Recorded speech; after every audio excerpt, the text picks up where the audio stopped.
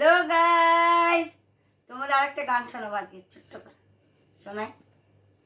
মায়া বন বিহারিণী হরিণী গহন স্বপন সঞ্চারিণী, কেন তারে ধরিবারে করিপন অকারণ মায়া বন বিহারিণী। মায়া বন বিহারিণী হরিণী গহন স্বপন সঞ্চারিণী, কেন তারে ধরিবারে করিপন অকারণ মায়া বন বিহারিণী। থাক থাক নিজ মনে দূরেতে, আমি শুধু বাঁশরীর সুরেতে।